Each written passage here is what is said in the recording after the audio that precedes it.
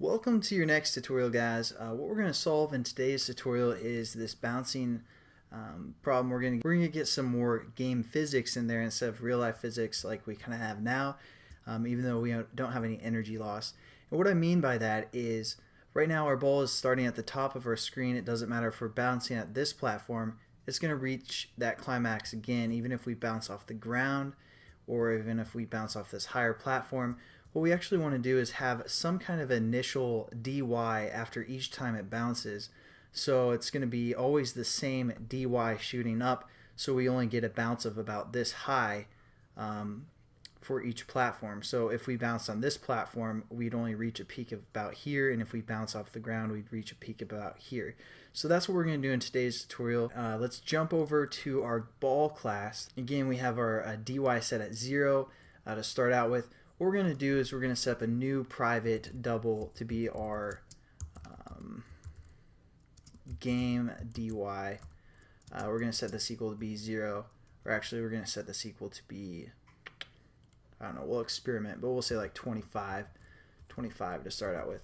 So now what we're going to do is we're going to set up another get and set method for our ball here, and we're just going to say, oops, so we're going to say control space get game dy. It's going to return our game dy and also our set game dy. So there we go. We have two new get and sets for our ball class, and again our dy value is 25. We actually want to have this be a negative 25 because again that's negative will shoot our ball towards the top of our applet. So now what we're going to do is we're going to go into our platform class, and instead of just returning the negative value of what our dy should be according to real life physics, we're just going to have our dy equal to our ball dot get game dy. So it's always going to be like a negative 25. So let's just save that, and it should work for our platforms, but we might need to make some adjustments for our the bottom of our applet. So let's test this out. As of right now, whoops. So as you can see, we only have like a 25 dy there, which is a terrible height. Bad guess for me, but let's go back to our ball class and change that to like a negative 200. See how that works out. Run it again. Again, I changed that within the ball class if you guys didn't catch that. So let's test this out. Whoops, a little bit too high there.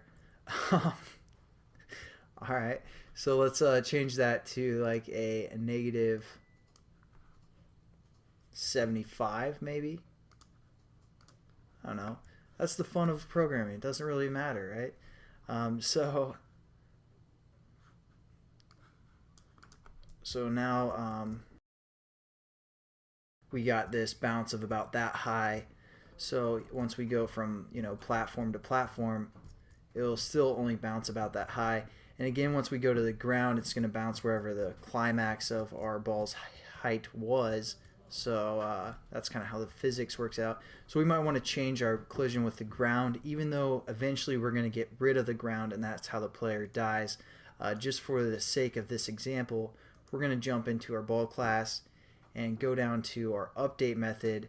And we're going to go down to one of these methods where we're checking if it's greater than the height of our applet, so it's at the bottom of our applet. Instead of returning just a negative dy value, we're going to return the game dy. So I believe that should solve our problems. I know it was a quick tutorial. I mean, we really didn't do too much, but hopefully our game will be a little bit better now. So as you can see, we have about a height of this. That's about as much as our ball bounces, and then as you can see, we get something like that. So that's pretty much it for this tutorial, guys. Like I said, it's pretty simple, but hopefully you guys are starting to understand the way that games work and the physics works within games and stuff like that. I guess I'll just catch you guys in the next one. Have a good day.